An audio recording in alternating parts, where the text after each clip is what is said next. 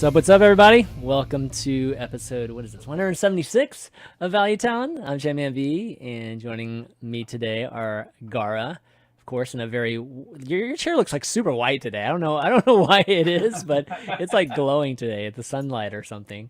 And then Dr. J, of course, our guest today. What's up? Welcome back. Hey, how's it going, man? That chair is just glowing. It's glistening in the new card expansions. It's new card expansions highlighting Gaara. Just ready to talk about some new cards. I was going to let Gaara introduce you as the HCT Oakland champion, but, he decided no. No. No. We're going to be talking about HCT Oakland, but, obviously Dr. J was there too, so we'll definitely catch up with him on that. Easy top 4. Yeah, easy top 4. Easy. Not at all. Easy top 4, man. Like that is definitely the opposite of what it is. Terrain in the semis happens. Yeah, we got 4 points. Like I guess that counts for something. Right. Exactly. No, but this week, guys, we're doing it a day later. Thanks for I guess folks watching and being patient with us. Just had to move the show one day, but not too bad. We've had a lot of news come out with the expansion this last week. A lot of new cards revealed too, so we'll be covering those today. And then maybe just take a look at what's going on ladder, just because all of this is going to wind down. The expansion is going to come out pretty much at the beginning of the next ladder season 2, so this will be the last of the Witchwood meta, which has been very unique. So our week in Hearthstone, let's start out that, and I think we can kind of cover the meta part, at least just generally Witchwood and everything. So Dr. J, you were at Oakland obviously this past weekend. In terms of like the event meta, like where do you think we are with that? Is it just like completely established at this point, and it's just a matter of just rotating, or just trying to guess what each event's going to be, and like, or at least which lineup or which type of lineup, category of lineup is going to be the one to pick, just because of, it could be a little bit of just randomness, to be honest, like what everybody brings. I would say, in my opinion, that I think we've reached a point in the meta where it has finally stabilized, and it has finally, we know the best decks, right? We know that Druid is a very powerful class. We understand that Druid has 3 archetypes that are very good. 2 of them seem to be more powerful recently than others because one of them has fallen to the wayside. I'd say that's Taunt Druid in tournament has fallen to the wayside. It's typically only in the greedier lineups.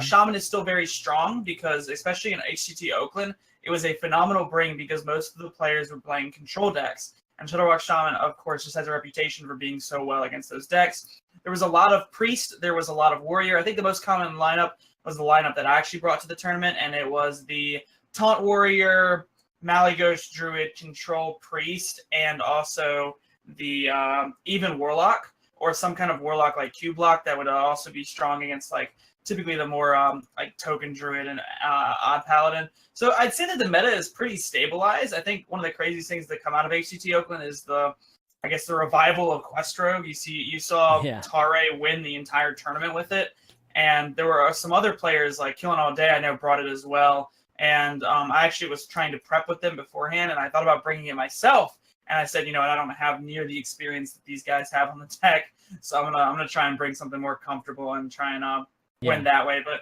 I think it's just a matter of like, now we're in the rotational phase of a format where most of the decks are solidified, and what happens is players choose, all right, control this tournament is more popular, so let's go anti-control or let's go aggro, and it's just kind of guessing what you think the field is going to bring based off location and then where the cycle is in the meta.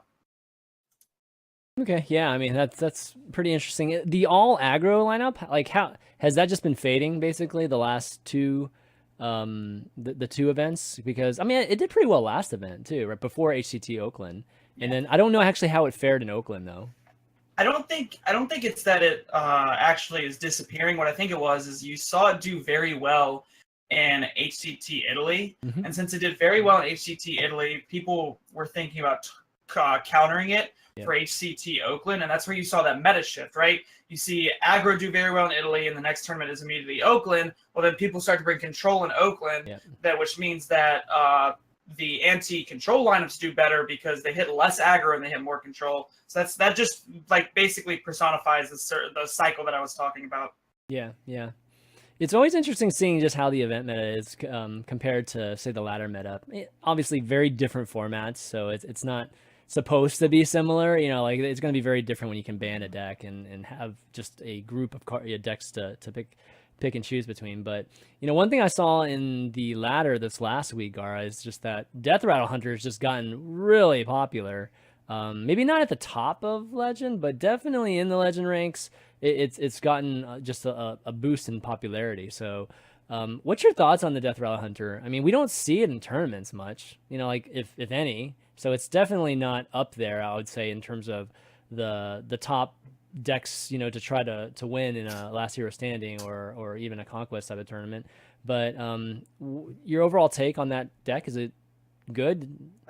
It's just okay. I just think that big streamers have a very big influence on the meta. Yeah. With like, I know that Zalay is like streaming Hunter every day for like 9 hours, like Death Rattle Hunter, and a lot of people, you know, watch and just try to copy it and try to make it work. And this is how we get these periodically meta shifts, like artificial meta shifts, and then it goes back to normal. Like it's like when everyone suddenly decides to play Zoo for no reason.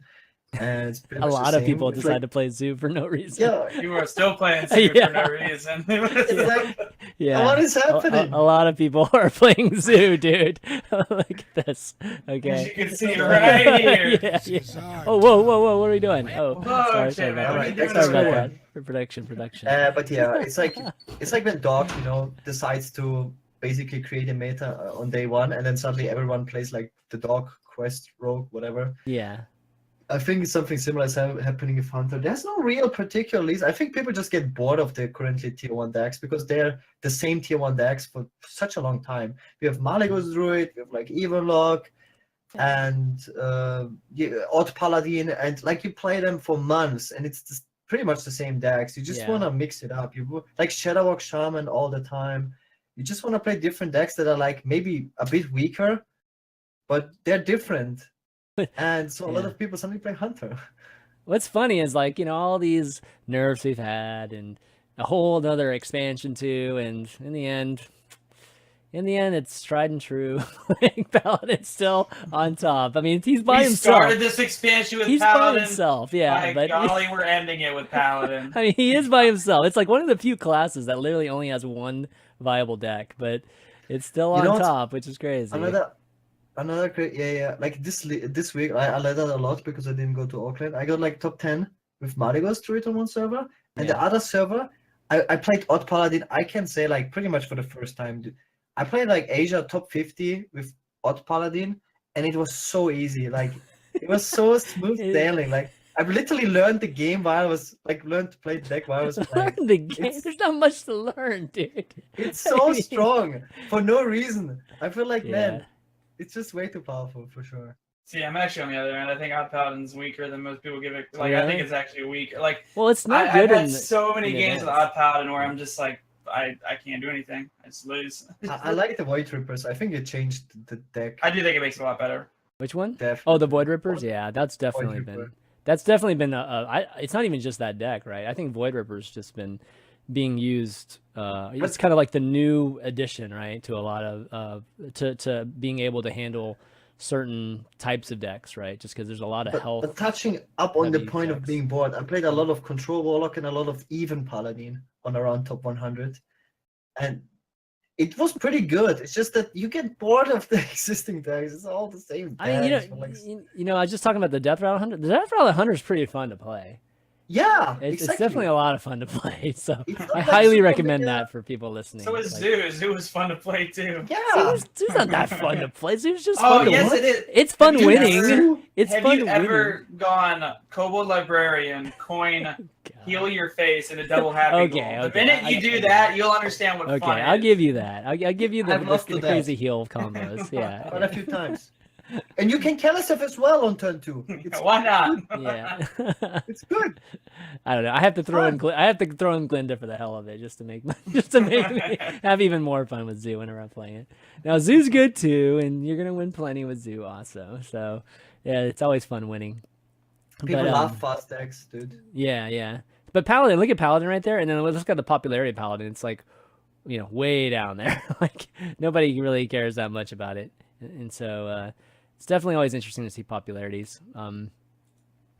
Okay, well, anyways, that's kind of ladder meta, and we still got about 12 days left in the ladder season. So I haven't heard many people talking about the ladder season, just obviously with all the expansion stuff coming out. This is like the month that. So is this month? I wonder, is this the month that like people generally get higher like than the normal people that are like, is there less attention on the ladder during these expansion announcement months? Like, is it possible for people to get higher than they normally would during this time?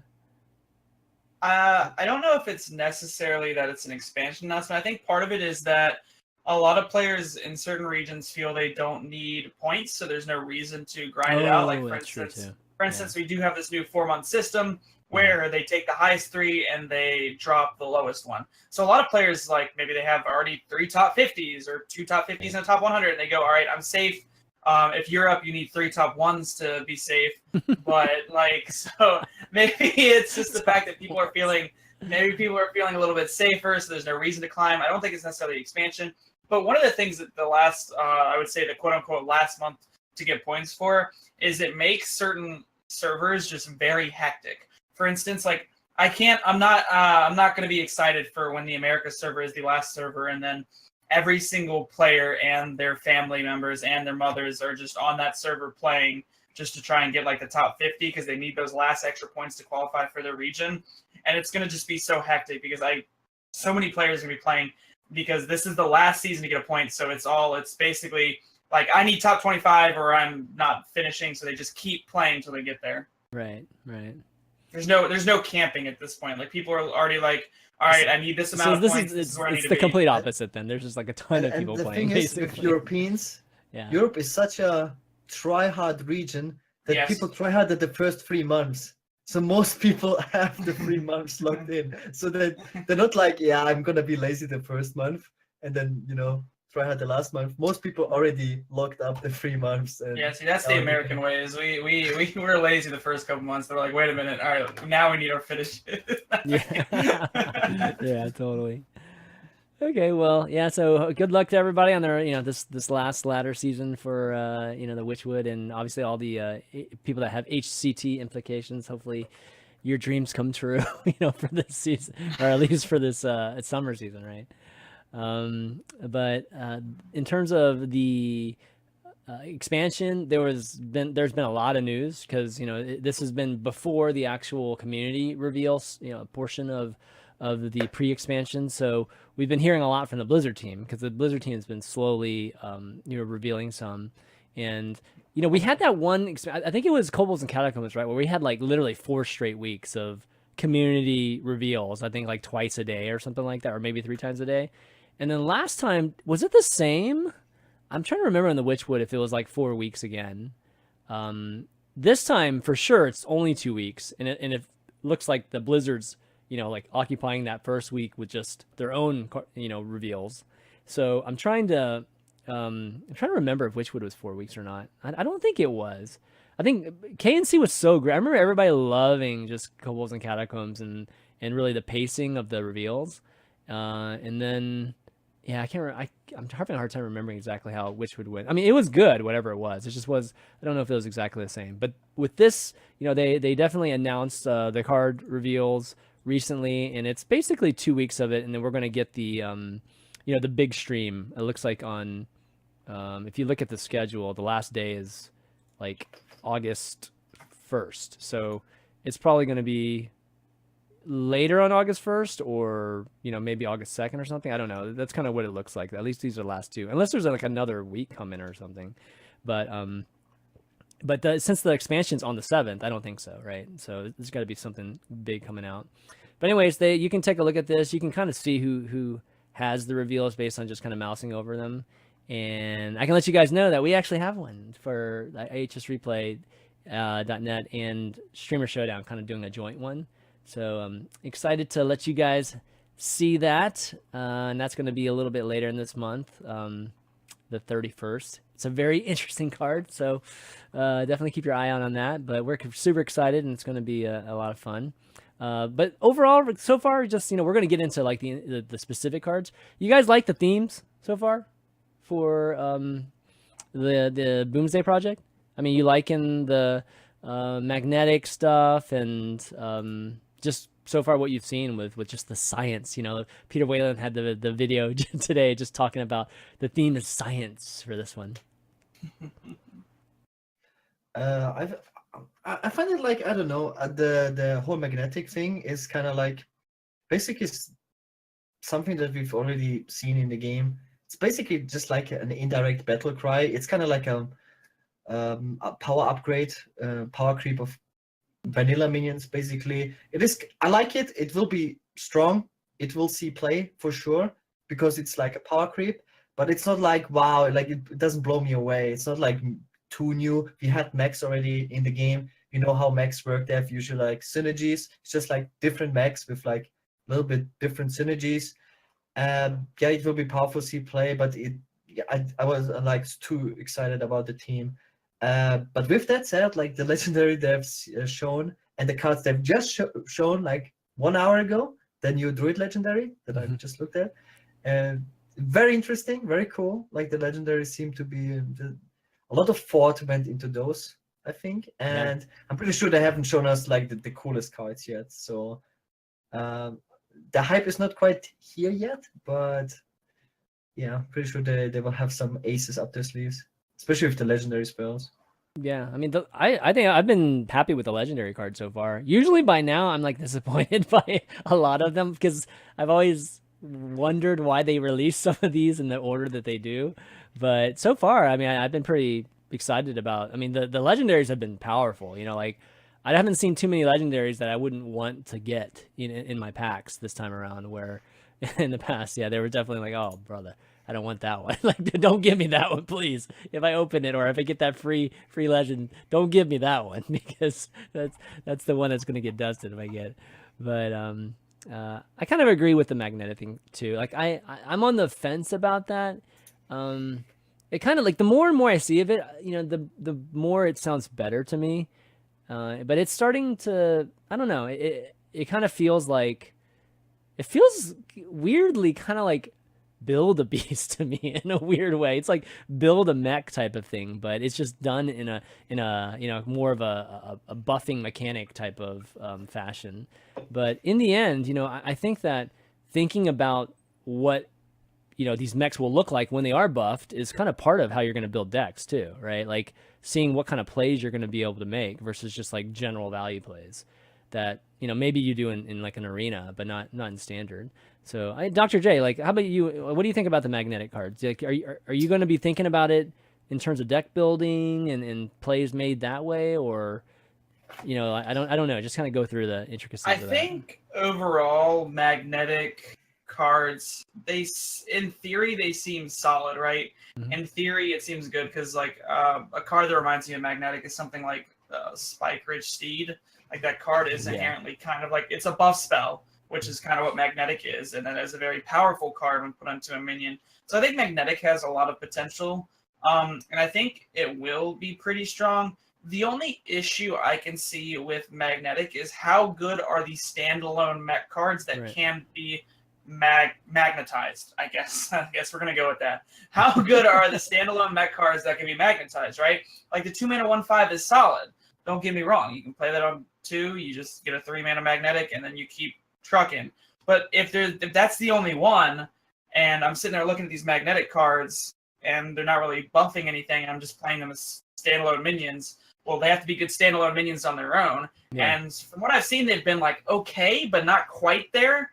So it's going to be interesting to see how good they are standalone versus how good the standalone minions are to buff with them. Yeah. So I like the idea of it. I think it's going to be good. The question you just have to ask yourself is like, in the current meta, because you can't put this magnetic card onto anything. You have to ask yourself how good are they standalone and how good are they when they get put onto something. Yeah. And so it does bucket, where it can be good because, like you said, it can only be good with mechs. I kind of feel like they need a card that has like a mech token, or like a death rattle that has a mech, just to help with maybe the consistency of it. Because most of these mechs they don't have great bodies. Like some of them won't stick around, and even if they do have a lot of health, people are using Void Ripper now. So it's just like, I think people can, even get by those type of minions pretty quickly. Honestly, I'm gonna make a bold prediction here. Okay, sure. All right, I always make a bold prediction, at least one Value Town. All right, that's the rule of Value Town, making bold predictions. Yes. I would not be surprised if one of either the warrior class card or one of the spells reads like I wouldn't be surprised the warrior class card had an aura effect and it just said all your minions were mechs. Like I would not be surprised. Yeah, something like that makes sense. That does make like sense. that would be pretty, or maybe one of the legendary spells is like for the rest of this game your minions are mechs, and then you just keep going to town with magnetic. Like I wouldn't be surprised if they do something like that. I know what it is, Dr. J. It's the amalgamator. Yes, makes the everything. amalgamator. Yeah, makes everything all classes. Amalgamator 5000. That's right. That would be awesome. Totally awesome. Okay, but anyways, kind of getting into some more of the news. So we had we have all those card reveals. We also have the announcement of these pre-release fireside gatherings. Pre-release parties, I think is what they're calling them for the Boomsday Project, which is pretty awesome. Like they basically selected a few big fireside gathering taverns, like the people who've been basically doing these for a long time and do very, very big ones. So I think there was one by you. There's usually the cave is obviously by you, right? Yes, that's the one by me. Yeah, so it's like these are very very common, like you've seen most of these places, and there's actually one down here in Florida, which is cool at the Full Sail. But Esports Arena, the Cave, Meltdown in Toronto, like you've seen a lot of these. And in Europe, there's some. There are mostly meltdowns, but they're obviously some of the biggest fireside gatherings too. Well, you can actually go there on the weekend of August 4th and 5th, and you can actually open your packs early, which is like, what? That's like super cool, right? Because I guess at that point you kind of know all the cards, so there's nothing to be surprised.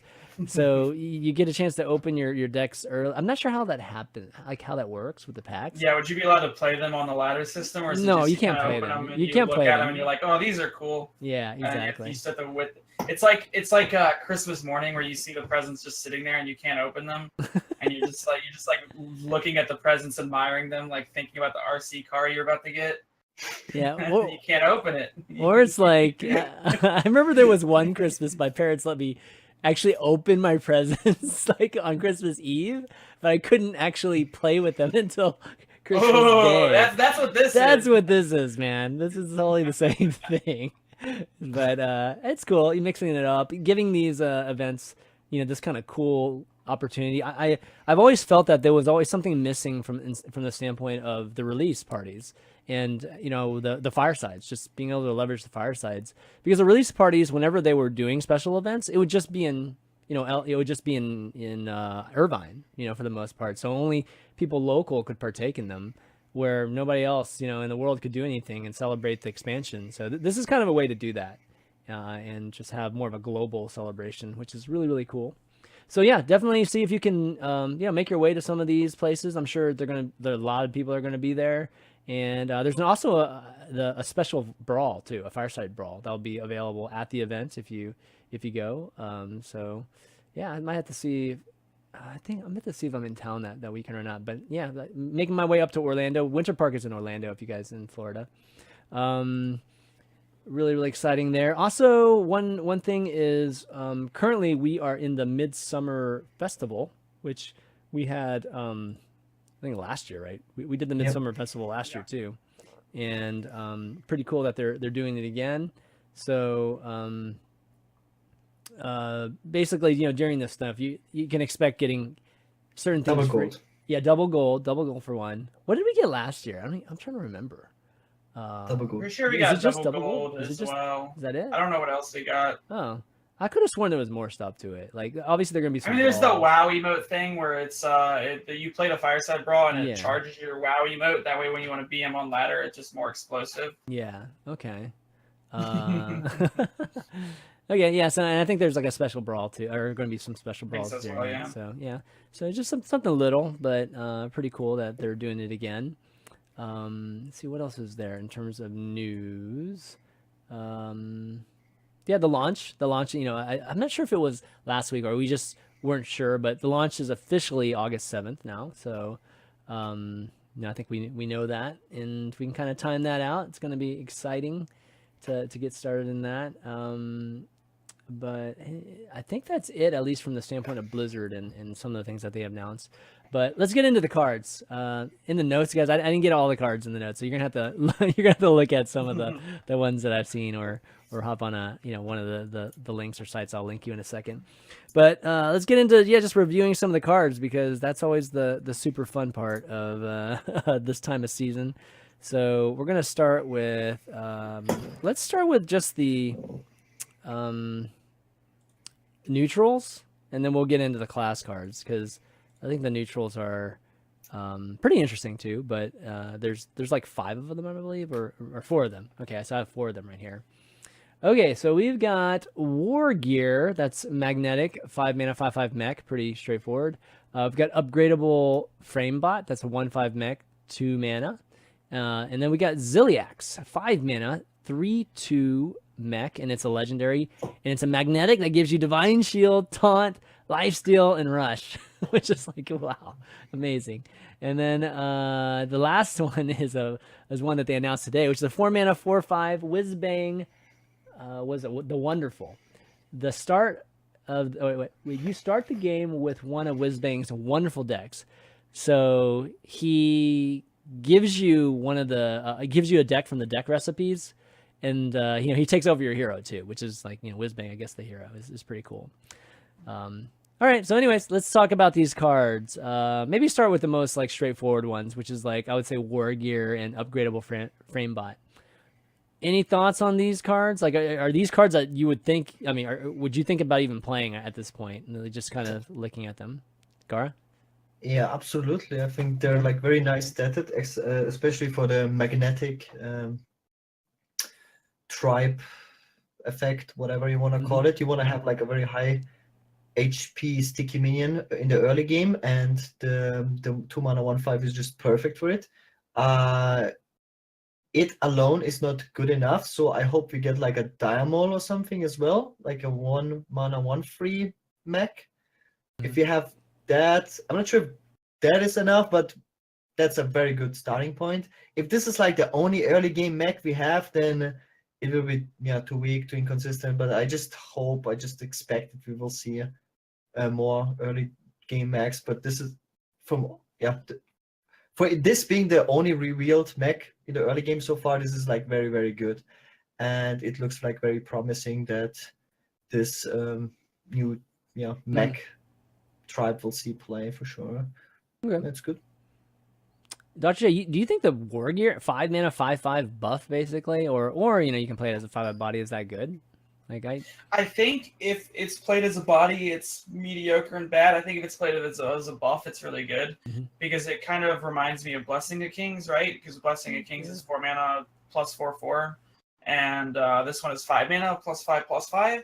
So if you put this onto something and give it charge, I think it is very powerful. However, if you're just playing a 5 mana 5/5, that's barely under the stat line for what's considered like reasonable stats. I think reasonable stats for a 5-drop, I think it's considered Pit Fighter, which is a 5 mana 5/6, like reasonable stats that you would actually consider putting in your deck. So I think overall, if you can guarantee this hits a mech, it's pretty solid. But if it doesn't hit a mech, I think it's pretty weak. So the question with this card is, how often does it hit a mech? And it's very hard to tell when we only have the upgradable Framebot right now as reference. And just a comment, I believe on magnetic, I'm pretty sure if you magnetize something, I'm a patent this word, so when people start saying magnetize, they can give me royalties. When you magnetize something, I think if you silence it, it goes back to the original stat line. So if you magnetize the upgradable frame bot. I think it goes back to a 2-mana 1/5, but I could be wrong on that. It makes sense. Like whatever was the original body should be what remains, you know, versus picking the better of the two or whatever. Okay, so let's talk about okay, go ahead, Gaara. Do you have one last? I was thinking about it a lot, like how much it would change if you could play Blessing of Kings as a 4-mana 4/4. Like, would this card be much better? Because right now you would, like, with this all even and odd teams that we have going on, it seems very easy to always have a body where we can put Blessing of Kings on, and you would probably always go for the buff effect and never as a standalone, because it's just better. You basically give a minion charge. And yeah, Magnetic has a very big downside that you have to buff a mech. I think it's kind of overlooked that the flexibility of buff cards, that you can basically put it on anything, and that might be just too big of a downside that it won't see too much play. Yeah. But not to say that yet. It really comes down to if the most powerful mechs mechs, what kind of effects those will have, and they usually tend to be class specific mechs. Yeah, actually, now that I'm thinking about it, I actually have a legitimate question. So the way Magnetic works is it buffs the leftmost mech, correct? It buffs the mech on the left-hand side of the minion, correct? Or does it not matter? Does it not matter what side it's put on? I think you can target it. For placement, like when you because for instance, if you put this in between two mechs, right, it's only going to buff one of the mechs, correct? So my question is, if you have one mech on the board, is there a way you can place it where you can actually choose to get the 5/5 body over the buff, or do you always have to take the buff? I believe you have to. That's a good question, actually. That would make it so much more interesting. Because I remember someone reading it or seeing it somewhere that it buffs either the right or the left minion. So my question is, because if you have two mechs, you can only buff one, right? Right. So if you place it to where you buff the certain way you want, of course, but is there a way if you only have like one mech, you can place it to where you get the 5/5 body? And I think the Blessings of Kings argument is a great statement, because the flexibility of being able to play this card out as a 5/5 if you really need to makes it very strong. Okay, so somebody in the chat said the left side is always the buff. And right side is standalone. Yeah. So you can actually play it as, like, let's say you you can upgrade switch a flame it. bot. You could switch it, right? Yeah. Or I mean, if you placed it on the right, it doesn't buff. It doesn't buff. But does let's say you have two magnetic ones, right? So let's just say you played one standalone first, and then I guess it's the same either way. Yeah, never mind. Yeah. So okay, so you have to place it basically on the left for you to actually get the buff. I mean, there probably is some use case where you don't want to, right? You want to get that taunt, right? Like you were saying.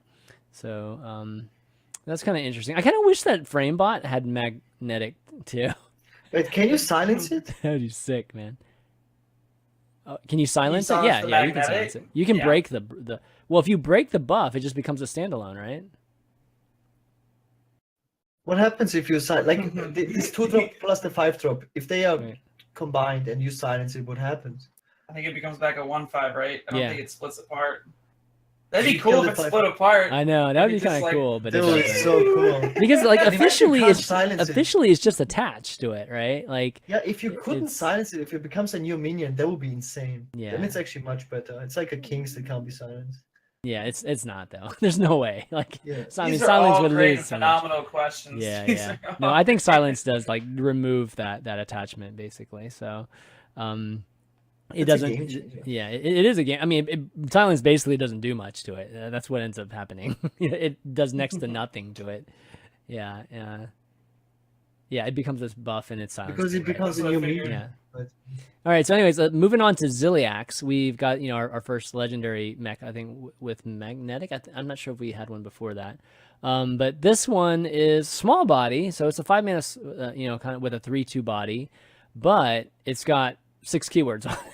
It's got magnetic, divine shield. Actually, no, it's got 5 keywords: divine shield, taunt, life steal, rush, and this is all magnetic. So you can attach basically these keywords to any of the mech cards, and too bad it's not Wind Fury and and some of the other things that you could do corpse sticker with. That'd be pretty sweet. No, but it's still, very, very nice. The fact that you can rush and lifesteal this, potentially is a, again, like this is the kind of thing that makes me think of it like a build a beast situation. Like you just need to get some life back, and you're able to kind of do that, and you don't even hurt yourself, right, with the divine shield here. So kind of expensive, but those are really good keywords. What do you guys think? So I'm gonna start. The first thing that came to my mind is Corpse Taker in Priest, because you have like all these bajillion status effects for free, and the 7 mana Curator that draws you like a lifesteal, or whatever one of these effects. But then again, I was thinking like a mech priest. I absolutely can't imagine right now. Like if we had the mech priest way in the past, because we had like so many options to build one, you always have to like go back and look at your class cards, and priest class cards are not really, if you don't want to play a dragon style of priest, it's very hard to play it in a tempo-ish way. And we don't have the mechs now. Like you need just more tools to make it work. So it's a great card for that imaginary deck we can't build yet. Okay. Dr. J? I think it is it appears to be a solid card, but the question is how much is everything worth, right? 3 attack on minions worth about 1 mana. That's the way I like to break down cards sometimes. I like to look at them and I say, all right, if you put each of these effects by itself, how much is it worth? Mm-hmm. How would it be worth putting it all together? So if you look at it, I'm going to say +3 attack, +2 health. That's about 1.5 mana, maybe 2 mana. So then you ask yourself, well, how much is Divine Shield, Taunt, Lifesteal, Rush? I think Taunt's not worth like anything. I think Lifesteal is probably worth about half a mana. I think Divine Shield's worth at least 1 mana. Okay. Rush is probably worth a little bit. I think this card is solid, but I think it's one of these cards are so hard to evaluate right now because we have not seen the full picture. We have not seen all the mechs that have been announced. Like Gaara was saying, like, sure, Mech Priest could be a thing. Maybe they print some 2 mana 70/70 Mech Priest card that instantly makes Mech Priest like the biggest thing and makes every other deck look like it was nothing. So you never know. Like they could just print some more mechs that make these cards just better. But as of right now, if more mechs get produced, I think this card is okay. I think it's solid. I don't know if it'll see competitive play, but I think it is like a decent card that could see competitive play. My favorite thing to do with this card is what I was telling you earlier, Chanman, was the Glinda Crowskin combo, God. where you just play this card infinitely, and it's pretty great. It's broke, is what you mean, right? No, so how many can you do? You could do, if you do Glinda, it's the Glinda Mech Warper thing, right? So yeah, you go Glinda, Mech Warper, then you play 4 more Mech Warpers, so you have Glinda, 5 Mech Warpers, and then you just play this card over and over so for 0 mana infinitely. Yeah, so that's what this is the infinite combo. Well, infinite. It's not infinite because obviously the rope will stop it eventually, but it's essentially infinite in my eyes. Now, if you are in a solo adventure, it's infinite. Yeah. Oh, okay. True. True. In a solo adventure, yeah. I'm sure we'll see a YouTube video with like, 1 billion, so like health or whatever the max is for health and attack. Yeah. But I know, like we were talking about earlier, it's just like it really annoys me that we can even do something like that. It just, you know what I mean? It's like it feels. Granted, it's not like an instant death. It's not charge or anything like that, right? So it's not quite like that, but at the same time, it is a pretty silly combo, and it is one of those things that guarantees you die, right? If it does happen, and how hard is it to actually get, that Glinda combo? Like I don't. 3 cards. Yeah, it's only 3 cards, and Exodia. We had needed more with Exodia. Magnetic minion. Yeah, I know. And you have infinite stats on the board. Well, you need. Yeah, exactly. It's just like Vycov Nourish all card. Yeah, so for me, I don't love that type of design, and they know about it. But you have to play them in the right order. That's difficult. What is that? You have to play the cards in the right order. There's a skill aspect to it. Okay. Okay. It's not the right order. You mean there's more APM involved because it's about how fast. It's like who can get the record for the most stats on the board. I think maybe we can make that a challenge in Value Town. Make Who it can the get Tavern Brawl. the most? Yeah, exactly. Everyone right? starts at 10 mana, and you play this out, and whoever gets more stats by the end of it wins. Well, you know what? That might be one of the adventure modes. Maybe that's remember they have like the different goals because they're all puzzles, right? This time around. Maybe it's like get exactly 1,532 stats. Get exactly 5,370,202 Exactly. stats. Oh my god! It's like, can you imagine? That'd be hilarious. What was that, Gaara? This is the first time server ping will matter. Nobody ever talked about it. That's true. Up to this point. Until now. True. Oh god. There's gonna be a Reddit post that says I lost my game because my server pinged. Just what No! oh my god. The refresh rate's not fast enough. No, it's like no. Yeah, so anyways, it's definitely one of the most interesting mech cards I've seen in terms of magnetic so far. And then lastly, we've got the Whizbang the Wonderful. This is totally the, I would say casual, accessible, fun, card that allows people that don't have all the cards to be able to experience in some way. And the fact that they're using deck recipes, the deck recipes aren't too good. They're generally just okay. I think this is good. I think this is a pretty cool card. Dr. J, you were saying like you like this card a lot, right? Oh yeah, I love this card. I mean, I think it makes the new player experience much better. I mean, I think for 1,600 dust, or if you get this as your free legendary, you can just craft this card. And just because a lot of players, I mean, obviously, I come from a competitive standpoint, so I think about cards and their competitive, like just the way they are viable from a competitive nature. And you look at this card, and obviously, I don't think it's viable in a competitive sense at all. But it's one of those cards that just new player it's kind of funny because my dad started playing Hearthstone, and it's really funny to watch him play Hearthstone just because he doesn't know what any of the cards do, and he's like, obviously it's not the most optimal turns, and I have to turn my back to make sure he's not listening so he doesn't come in and like yell at me. He doesn't play the best, but like a card like this would just be great for him because then instead of like crafting all the cards he needs, he just queues up this on ladder. He gets to play whatever he wants, and that's just a great thing for the new player experience. I mean, the fact that they have options to play, like, 3 deck recipes per class, and that's 9 classes, so, I mean, 27 decks. Oh, is it? Okay, so it's only the pre-existing deck recipes. I'm pretty sure it's I'm pretty sure it's just the pre-existing deck recipes, so you'll have option to, 27 different decks that you could play? Yeah. But you get one random, though, right? You get one of 3. I mean, I don't know the logistics behind it. I don't know exactly how it works, but I know basically the point is you get to play with all the classes and you get to play with all the cards. It doesn't matter what your collection size is, and it doesn't matter what cards you have. You just get to play with them, which is, I mean, for crafting one card, it's great. Yeah, for sure. Gaara, what's your take? I think it's exactly the same opinion. I think it's great. I wonder how it will actually like animate in the game, like.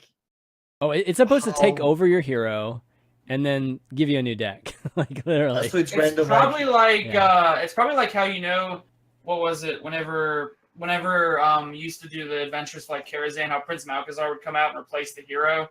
It's probably something just like that at the very start of the game. It's like, what's his name? Whizbang the Wonderful. Whizbang the Wonderful. Yeah, He just comes out and he goes, Whizbang the Wonderful, and he goes, "This is my deck now. Here you go," and then slams on the hero portrait and gives you a random hero power, and then you're playing that deck. I'm pretty sure there's gonna be like cool challenges, like some guy reaching legend with this card. I think it's possible too. That's the funny thing. I think of this. I think of this card as almost like adding a new game. Like it's like a shortcut to a game mode. Like I feel like you can create just these fun miniature events with this one card. Which is really, really cool. Like your dad, for instance, Dr. J, right? Instead of having him go and, I mean, obviously he has to craft stuff, but even if you could just go and select the recipes, whatever, like you don't have to do that. You just have to literally add one card to your deck and you're automatically doing that now. So it's like a shortcut to do some of these things. And then, you can do these fun things probably with your streams and at Tavern Brawls. And, like it's definitely very, very, the utility of it is actually very good. The funny thing someone just pointed out is, the funniest part about this card is, how everyone jokes about how you want to bring 4 warlocks to a tournament, you want to bring 4 druids to a tournament, you can finally do that. You can finally bring 4 Shutterwalk Shamans or 4 Quest Rogues to a tournament, as long as the deck recipe is that certain deck and you just hit it every single time. I mean, you just bring that's to think about it. It's so funny. Because it's so funny. You have to choose class though, don't you? You choose a class, but it's a random deck recipe, right? Like I don't think it goes. You can with get the 4 class. shamans. Oh, you can get like. Oh, I thought it was deck recipes within that class. It changed. Oh, okay. Maybe it is the class. Yeah, I don't it wouldn't know make the any logistics sense behind right? the card. Yeah. I mean, I That feel would like be it so would be cool, like a though. technical, like, there would be a technical collision there, in terms of like, because you still have your class. It doesn't change your hero power, I don't believe. But I think that makes the card better instead of worse if you can like limit the RNG to certain recipes. Yeah, but you can't get Shutterwalk 4 times. It's kind of my point. Yeah. Like, you can't. That would be fun in a different way. But I Yeah. think for people that are new players but want to play a certain class, then if they can like navigate RNG so they get like a warrior recipe, that's probably much better. But it would be funnier if you can get like 4 shadow shamans. That would be so hilarious. I mean, I want to say give you a random deck recipe. I mean, from what I've been told, apparently it doesn't even replace your hero. It just starts as your hero. Oh, it starts as your. Well, okay. So, I thought it actually replaced your hero, but yeah, that makes sense. It starts as your hero, because it's the first thing that happens right when the game loads up. Yeah, I didn't see that very. I didn't pay close attention to the very beginning of the game. But what is super cool is like when you submit decks to tournament, someone should do it for fun because you can build the absolute worst trash deck with this guy in it. I mean, it doesn't matter what else is in it, right? Yeah, like you literally just throw this. I mean, in. what do you ban? Like What do you ban? You have 4. We have 4 wonderful decks, and it's like, what do I ban? Well, so here's a question: if I play this card and Prince Malgazar, do I still get the five extra cards? Like, even though If you're, what is Prince Malgazar again? It just starts with 5 extra. it gives you 5 legends, Yeah. right? It gives you 5. Well, extra you're legends. the starting recipe would have to have Prince. Oh, wait, I see what you're saying. Yeah. But But you had Prince Malgazar on your original deck. Yeah, but the 5 extra Wait legends a aren't minute. Wait a in the minute. recipe. It gets though. better. It's- It gets better. Oh, What if you God. have Gen Greymane in your deck, and it's all even cards, and then you switch to the deck recipe? Do you start off with the even cost hero power, or like a Oh start gosh, with yeah. a 1 It mana can be hero all Ah, over that's so everything. cool. Dude, imagine Yeah. you can I don't make think that cheats. happens. I think if you have this card in the deck, it just like Imagine automatically. cheats. Someone That's said you can only have this card in your deck, so it's Oh. only a 1 card. Oh, it's That's- a 1 card. Man. Oh, I want to see the UI there for goes all that. my fun. There goes all I my want to see the UI for that. All right. You have to go to an HCT tournament. You forgot the deck submission. Here's Batman. You have 5 minutes left. What do? That's what it is. For Oh, the this wonderful deck. this was made for a tournament organizer. So your penalty is you can only play a Whizbang deck. Oh, that would be so good. So it is one of the 27 random deck recipes then. So you technically could Yeah, have 4 warlocks. Yeah. Oh, it's so much better. Yeah, no. I'm just. This is all just like fun talk, guys. In the end, we know. the best We know card you can in only any have this. set. thing. Wait, I have one more question before we start moving on to Yeah, other yeah. cards and stop this meme fest that's going on. Like everybody thinks we're serious about some of this talk. What No, class no, does this we're not. count as? Because if you only get this 1 card in your deck, can you actually submit this 4 times? Because technically, if it's a class card, then you couldn't submit it 4 times because you No, take it's up not. one of your class slots. So you could It's submit not. this 4 times, I guess. You could submit it 4 times, but you still have to choose your class, though.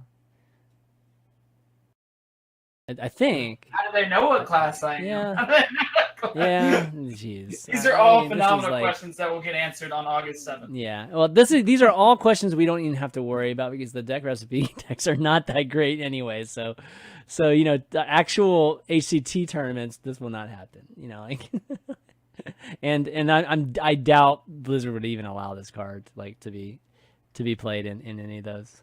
I think they will. I think they will. If it's not, if the deck recipes are just like not powerful and there's no way to abuse any of the rules, then yeah, That's why they're not why going to limit it, right? Because there's Yeah. no reason not to. Like Yeah, they're not. So people are not going to ban this card from an HCT tournament because there's absolutely no reason to. The deck recipes aren't considered like as powerful as a standalone built deck. So someone wants to hinder their HCT performance by bringing this card. Yeah. Like, sure, they can. So they're not gonna. Hearthstone is never going to ban a card from competitive play in a tournament. That is just not the Hearthstone way. Yeah. But you have like faking a disconnect is like as strong as ever, because like if you disconnect and you have to make a regain, you will have a different day. Oh, that's true. So you can That go would for be like hilarious. hard counter to like a favorable matchup. Oh God, well, let's be real. Nobody's gonna bring. I mean, it's gonna be complete meme if somebody brings it, and it won't be like, it'll be somebody like what's his face that was at HCT Oakland. What's his name? Quan Chi. Quan Chi. It'll be Quan Chi playing the thing and making headlines that way, but talking trash at the same time on camera. All right, anyways, let's move on. We seem to like have used up all the possible comedy that comes from this card. But the next few we have here on a, let's see, a more serious note, we've got some class cards here. We got Paladin card that's called Anoyo Module. It's a 4-mana 2/4 mech. Magnetic Divine Shield and Taunt. We'll start with this one. So, okay, this is pretty solid. We've seen the 2/4, the 3-mana 2/4, right? If it's the only thing on the board, it gets the Divine Shield and Taunt too. So this one's costs 1 extra, doesn't have that prerequisite, and it can be a buff too. So, oh, that sounds pretty good to me, actually. It's, anything with Divine Shield too is pretty dang nice. Yeah, I think this is one of the best magnetic cards that's been revealed so far, because I think now that I understand the magnetizing mechanic better, that you can play it as a standalone minion or you can choose to magnetize your minion. I think this is actually one of those cards that really utilizes that to its fullest efficiency. So you can you can take like a value trade with your mech minion, and then you can put the Divine Shield on it and taunt. Or if you're worried about silence and you need multiple taunts on the board, you can play it as a standalone minion to try and like maximize the chance of you maybe living against an aggro deck. Or maybe just like, you need that extra attack and that Divine Shield to kill off a larger minion. So there's 3 applications right there that can be applied instantly, and it can be all played in different ways. And that's just cards like this I love. I mean, it could not even see play at all. But from my initial thought, it seems very solid because it gives the player branching decisions on what they want to do with their turn, and is also what appears to be a very solid card. And I love cards like this, and I'm very excited for this card. You guys remember Valen's Chosen? Yeah. Wasn't it a 2/4? It's 3-mana buff 2/4. 2/4, right? Okay. Yeah. But it wasn't Priest, which makes it a little bit different. This is like a million times better. Where we are 2-3 years later. Gaara, what's your thoughts? I was thinking about like maybe even mech Paladin will be a thing, because the new 2-drop is going to be a mech, and this is like also the even cost card. We have to see more. I think if you get like another 2-mana mech minion, then for sure. Because even Paladin is not so bad right now. It's just like some wacky cards you're playing right now, just because there's nothing better. But I think the new 2-drop will definitely change a lot, because 2-drops right now are really bad, and having a 2-mana 1/5 is really, really good against in the current meta, and people definitely try to make this work.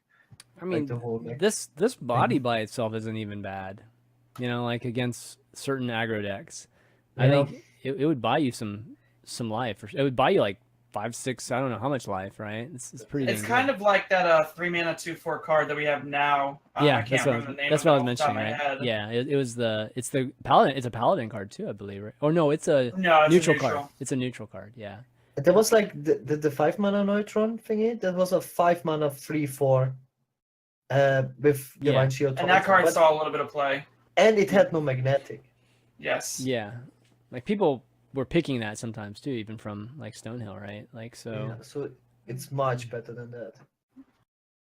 Yeah. I'm still picking it from Stonehill, Chanman. I'm still gonna pick it from Stonehill. Dude, Lich King's all the way, dude. All right. All right, next card we got 7 mana, 3/8 mech Beryllium Nullifier. It's an epic magnetic. The last one, by the way, was a rare, the Anoyo module. But this one's magnetic, can't be targeted by spells or hero powers. So Actually, it's gonna be a bit of a nerf to Stonehill for Paladin. this one, Oh, because you don't get. Sorry, we were talking about Anoia module. yeah, You don't get Yeah. Tyrion, or. yeah, that's probably true. Yeah, but I It's still a think it's actually a class really good card to get, though.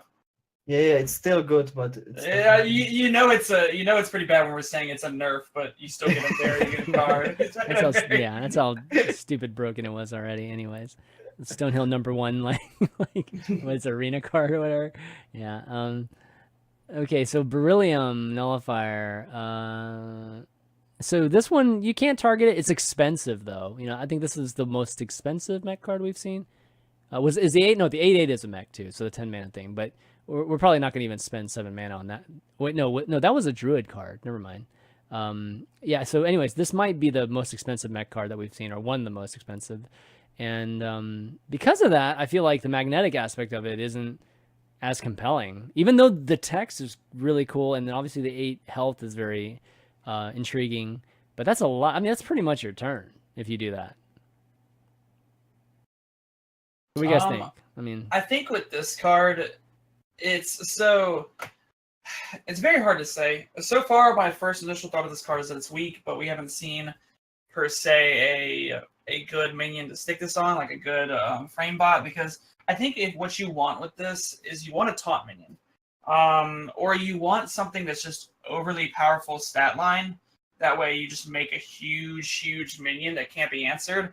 Because what makes me think that this card has some kind of hope is that recently Malygos Druids, including myself, I brought this to Oakland, have been putting Tyrantus in their deck lists. Yep. And the reason they do that is because it's very good in the mirror. Because your opponent physically cannot answer Tyrantus without going Mally double swipe or something like that. So if you're staring down a huge minion that most decks can't physically answer, and you just keep pushing damage away, and it appears that this can't be targeted by spells or hero powers if it's in what I would say like a reasonable range. Like, for instance, this seems pretty reasonable if put onto a large mech and then built up very big that can just keep whacking away at your opponent's face. It definitely has some potential there. The question is, what do you put this on right now? And the issue is we have no idea. So I think it could be strong. Gaara? Applications of this? I wonder how many mechs every class will get. If it's just like, let's say 2, one legendary mech and one common mech, then I really can't see this card being played because you need other mechs to play in the deck, right? So like a tempo mech I can see like a mech priest before I can see this mech warrior deck right now, like at all. It's like, because warrior has like these rush minions that you could potentially play in like a tempo, and these rush cards look very powerful, and you still can't build like a viable deck with it. Yeah. So like I think mech tempo warrior is like very far away from being viable. But yeah, if you get the effect off, I think almost every class can answer this, except mage very well. You have the voodoo dolls, but it's basically a card that just pisses off mage. I think it's just too hard to pull it off, and it's then probably still not like powerful enough. It's better to, I think these like tempo synergy decks are much better with like early in the game. If you go like curve out 1, 2, 3, 4, then like a clunky, because you want to like play this in tempo curve, and it seems like too slow, and you probably can answer it. I feel like just from experience. I feel like Warrior keeps getting cards like this. Like they keep getting cards that have like a large amount of health and like not very much of a threat. Obviously this is a little different because you can actually buff stuff with it, but it's always like 7 mana and 8 mana and this real awkward mana, play for Warriors.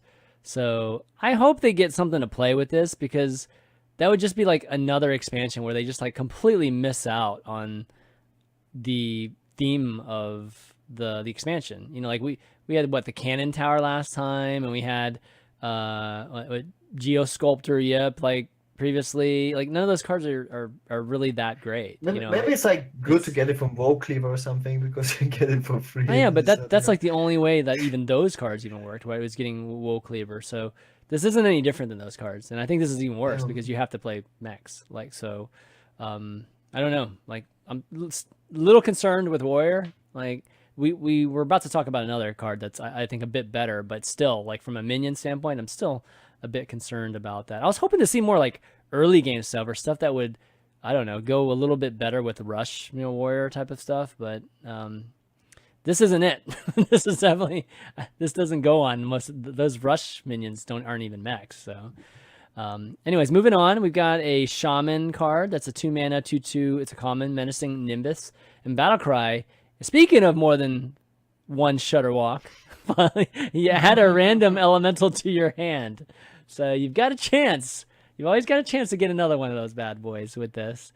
For the most part, it's a cycle. You get an extra card, right? So elementals right now in Shaman are quite strong. So you're probably going to have like a 50% chance of getting something pretty solid. What do you guys think? Does Shaman need a card draw like this?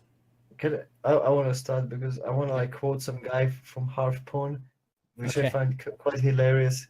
He said like, "Oh, a lot of people are underestimating this card. I think this card is gonna be good."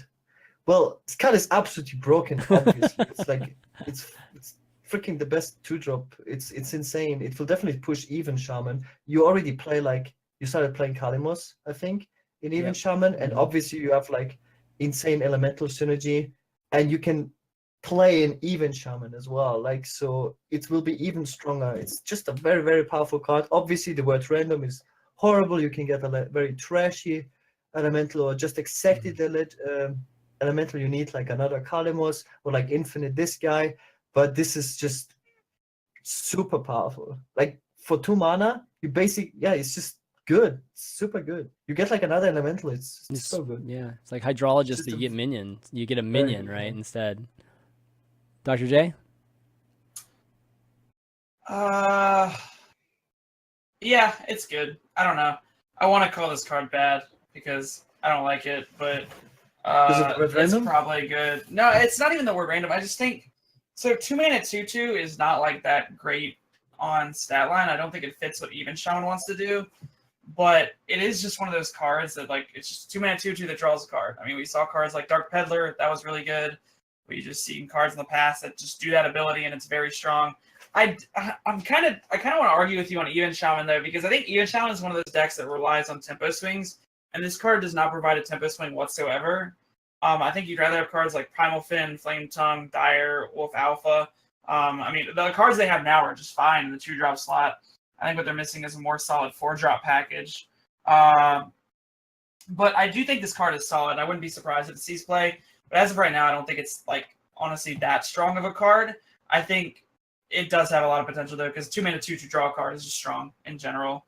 It's weird. I'm indifferent on this card. I can see it seeing play, but as of right now, I don't think it will see play.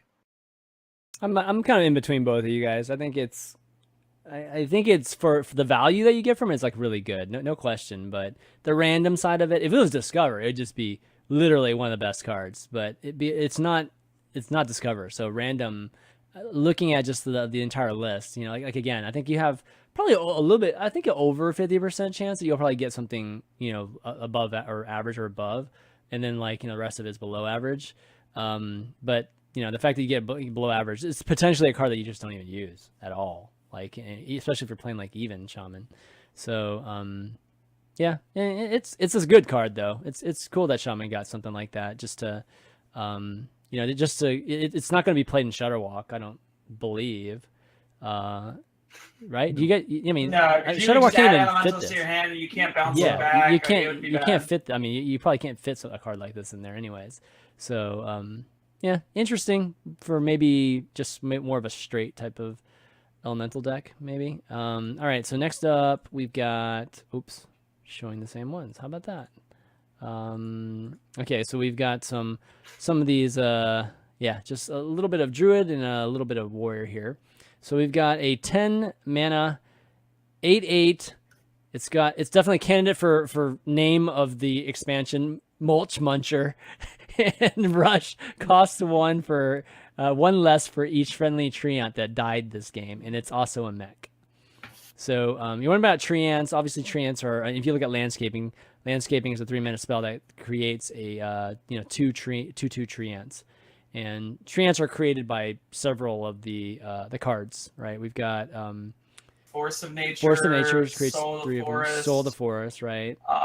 There's the Applewood Trents that just give you trance. The 2-mana card that just gives you 3 each. Yeah. So that one. There's got to be Scenarios. more. I think there's going to be more things that give it to you, just because. Yeah, scenarios create. Yeah, scenarios does create trance. Okay. It does give you two. Yeah, gives you yeah. two 2/2s with taunt. Yeah, I'm yeah. trying to think if there's anything else off the top of my head. Not that I can currently think of. But I'm sure there might be like 1 or 2 more that there's out there. Actually, let me see. Like they had them listed out. Did you say Soul of the Forest? Yeah, he said Soul of the I Forest. did say Solar Forest. Yeah. Yeah, there's a list of all That's the kind of different broken, cards. by the way. If you go Whispering Wood, Soul of the Forest. So the Oh, Forest, Poison you get Seed 7 Wild. Trents and it becomes a 3-mana. Yeah. Poison Seed and Wild. That's Wild. true. That's actually Yeah. insane. Yeah, but it is pretty insane. But you have to play It's some of those cards, right? Like they're. Yeah, there's no deck I can think of that plays Whispering Woods and Soul of the No, Forest. Whispering Wood. No, you're talking about just with Soul of the Forest. Yeah, sure. The There's Soul of no the Forest. deck Yeah, that yeah. I comes was to talking mind. about like Force of Nature and like There's Witchwood no Apple and. I can't wait for Mulch Muncher mirrors, where you just play your Mulch Muncher and you value trade into a treant, and then you can because it- munching mulch. Because it is also a mech and it will be like a 0-mana 8/8. If there's some crazy thing you can magnetize it on, like some stealth. You Yeah. can give it life shield. You can give it life steal, divine shield, taunt. Some crazy stuff, yeah. Yeah. It's Rush though, so it's kind of like Oh, Rush as well. That's pretty yeah, good. it's Rush too, which is you don't really want that 8/8 as a it's kind of like the Raptor, I guess, right? It's Tempo.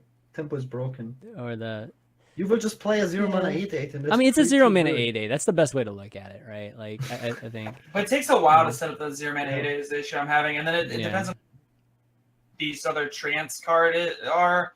Like landscaping, I think is okay, and I think we were talking about it earlier. I think it's like decent, but I don't like the 2-mana 2/3. I think that card's kind of weak. In my Oh, you're talking opinion. about the rest of these? Yeah. I guess I said The one we Raptor. haven't I seen meant yet. Devilsaur when I was saying Raptor. I don't know why I said Raptor. Yeah, the Dendrologist. It's supposed to be kind of like the Hydrologist, right? But Yes. in the end, it's like there's a prerequisite that kind of sucks, which is like you have to have a treant to actually discover a spell. I'm pretty sure that people would try to absolutely minimize the treant count or the treants you have to play in the deck, Mhm. just so you reduce this card and Yeah, play this like a broken like 2 0-mana 8/8 yeah. tempo, whatever.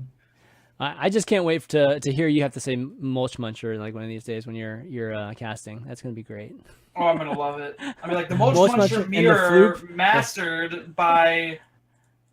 You're gonna say the Mulch Muncher munching on something, for sure, right? You got to promise me you're gonna say that one. My Mulch Muncher munched There you go. magnificently, Oh my god. Okay. magnetically, Magnetically. magnetized. Yeah. Oh my god. Okay. Oh, this set's gonna be great. I can already tell. Oh my god. Did I skip this one? No, I think I might have skipped this one somehow. All right, so I think this is the last card. Is that right? Let There's me no see. Dendrologist. I don't think anyone's seen Dendrologist. Oh, didn't I just show Dendrologist? It's this one. No, you showed the warrior weapon, and we didn't even talk about it. Oh, sorry. Like I think okay. Let's bring that button. Dendrologist is like. Champion was like, this "This is bad. Let's move on." Yeah, let's yeah. move on. Well, yeah, like what the heck am I doing, man? Like, okay, so we'll get That's Dendrologist on here perfect. too. Like I'm like so confused Filler. today. Okay, so we can all right, let's talk about the Super Collider, given that we haven't it was on here before. So it's the 5-mana warrior card. It's a 1 attack, 3 durability epic. After you attack a minion, force it to attack one of its neighbors.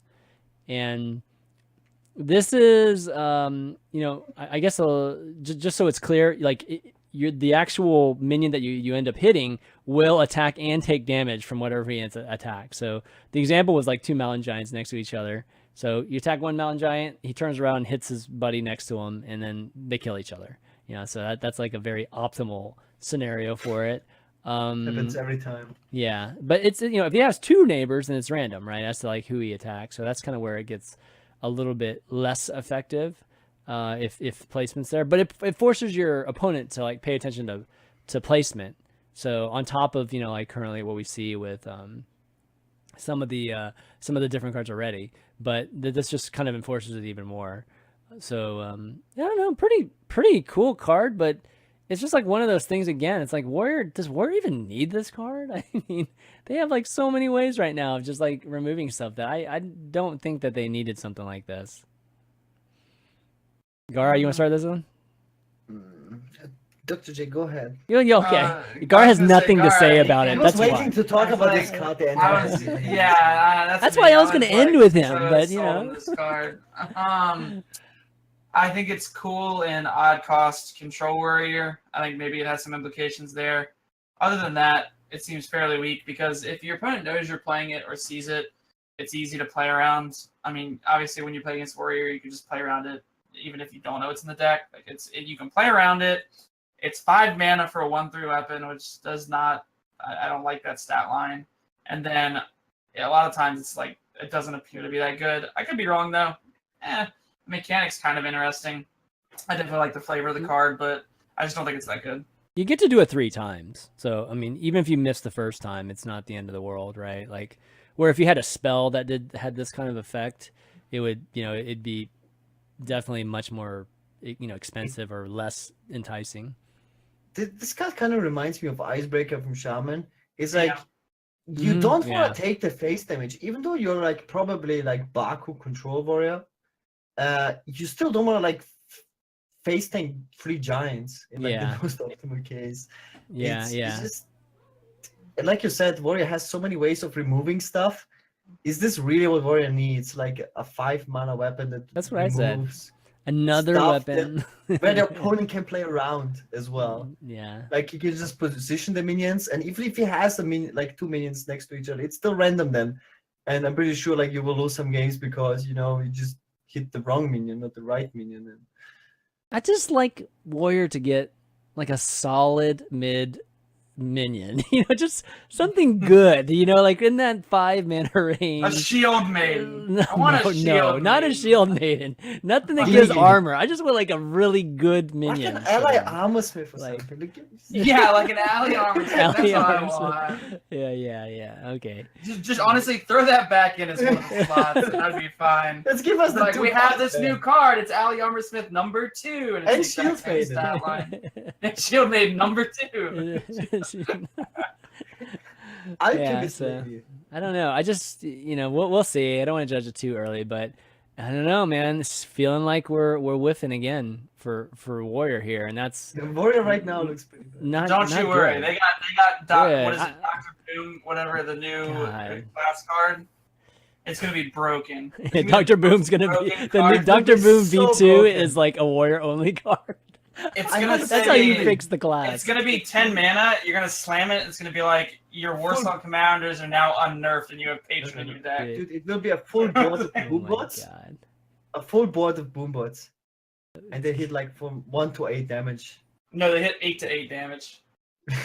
They kill acid. Let's go. All right. So that's Super Collider.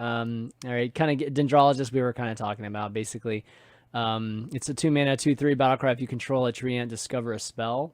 It's a rare card, and it's cool that you can discover a spell because you can discover UI if you want it or whatever you need. You know, like. But how do you get? Can you even get a treant on turn 2? Like, I mean, this makes me 1 or think 2. that they're gonna print. Treants? Actually, are living roots treants? I think they're like. I have no clue what they are. No, they're not. I don't think. No. But I wouldn't be surprised if they printed a 1 mana 2/2 treant for druid or a neutral card, just so you could go 1 mana 2-drop. You could discover the 3-drop, and you could play that, and then you keep going. Yeah. Yeah, maybe. I mean, maybe there's something in the future. As of right now, I don't think it's that. Yeah, it's strong. Like it'd only be good if you could actually play this on turn 2 with a treant on the board, and then that actually would be broken like crazy good. Yeah, the only thing about this is like druid spells are really good. Yeah. They're like really good. Well, I mean, I think druid spells are really good when they're combined together. But like, let's say you play this and your options are Soul of the Forest, Bark Skin, and then Bite or Claw. I mean, that's bad. Like, that's pretty bad. But like, the reason druid spells are so strong is because they're good when you put the specific ones in your deck, because they're extremely powerful, and then they're good in combination with others. Whereas, like, you could find one of the pieces but already have that piece, and you're missing the other piece. So it's definitely hit or miss with this card. It could be really powerful. Like, you could just get a third Savage Roar.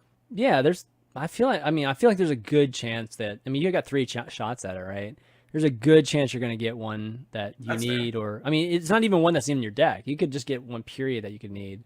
Like a third Soul of the Forest, right? And then Third nobody Sword can Force, clear it. Branching Paths, like, whatever, even Nourish, and I mean, there's a lot of different things you could get right now. Growth.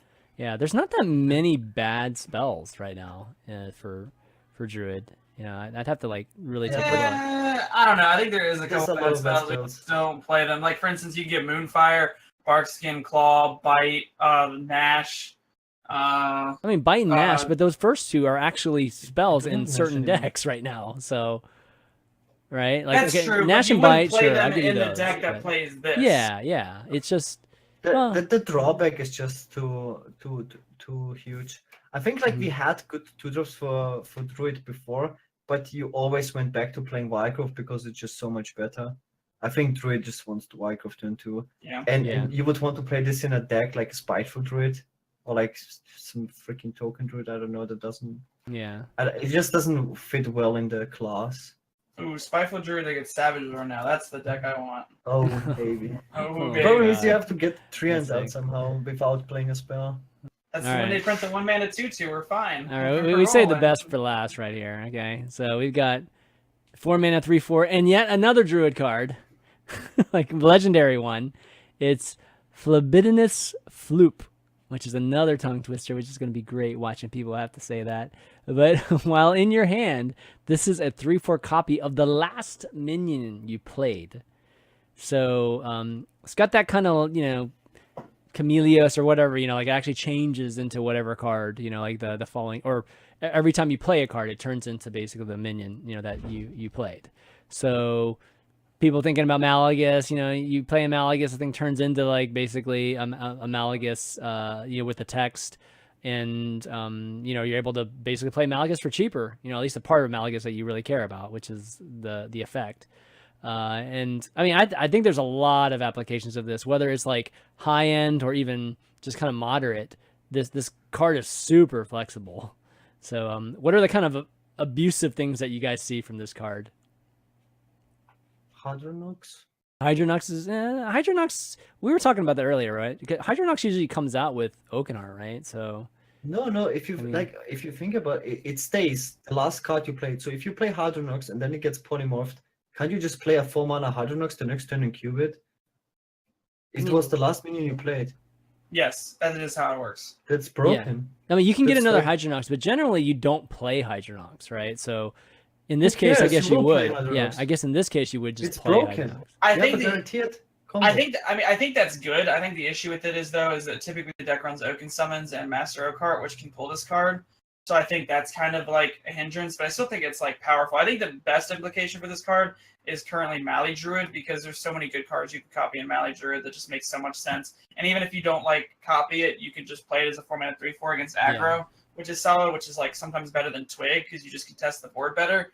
And then also you can play like a new list of Mali Druid where maybe I don't know what the 3-drop slots are in Mali Druid right now. I think it's just Ferocious Howl, but you can even go Prince Taldarum route, and you can play Malagos. You can then play this next turn. Oh my Prince god, Taldarum it, that's crazy. and deal a lot of damage. That's crazy. I mean, that's like, what is that? That's like 20.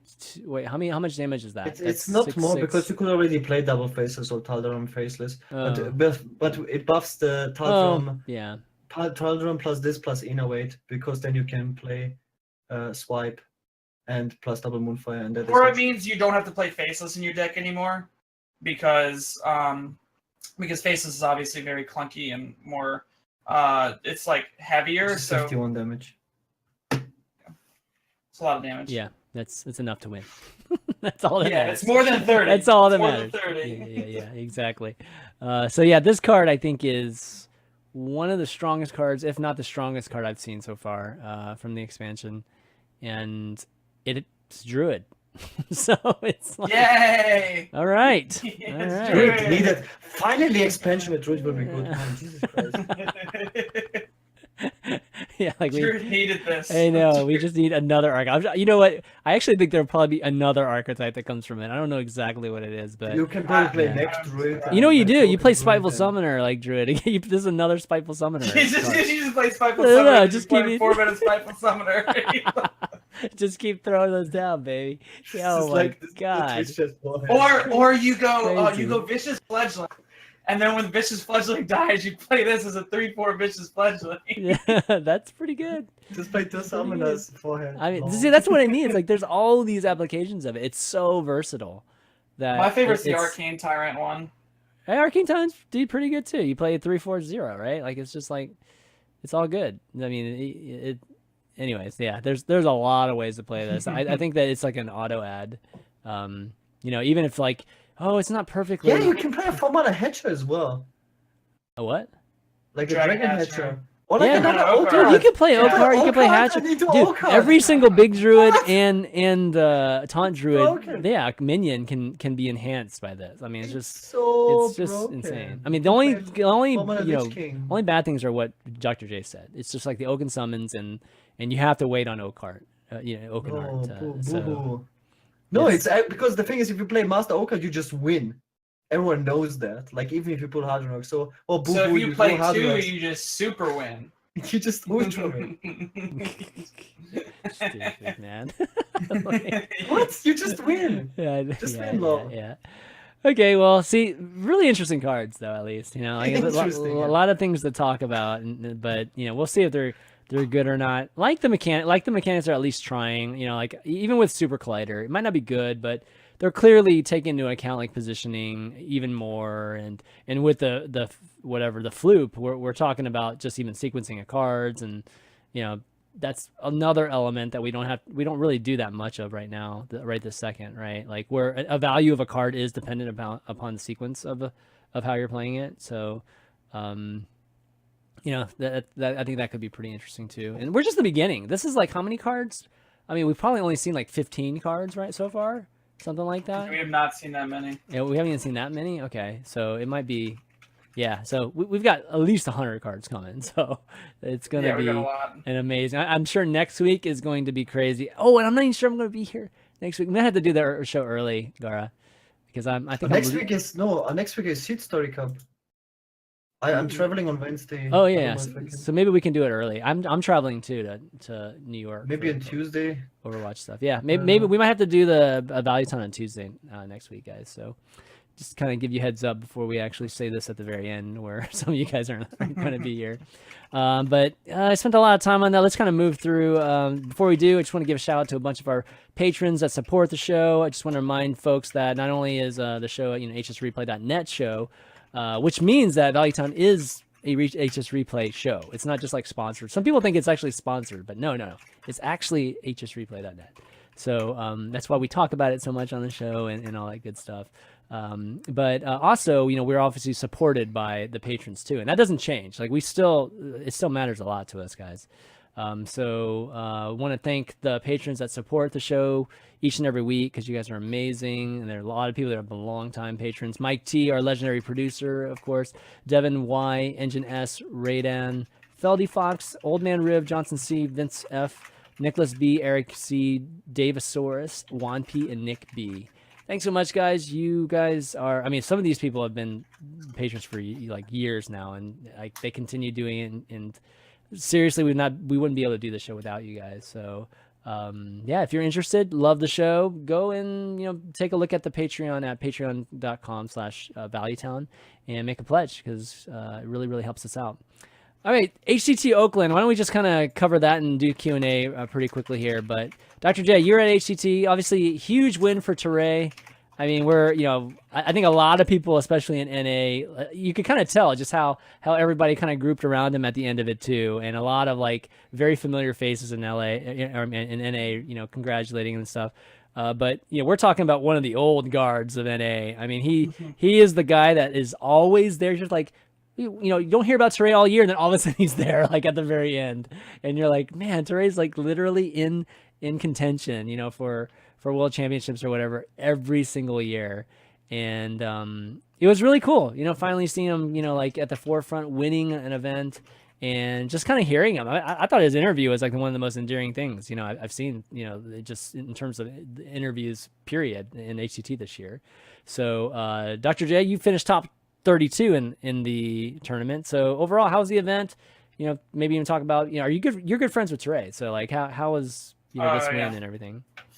So I met Tarei a long time ago, back in winter, when we played against each other for the playoffs and like the top 4, and then we went and hung out at winter where he almost made it back to Worlds. He was 1 game off, and you could just tell that he is one of those players that obviously he's been in this game so long, but he's just so knowledgeable of the game, and he understands everything he wants to do.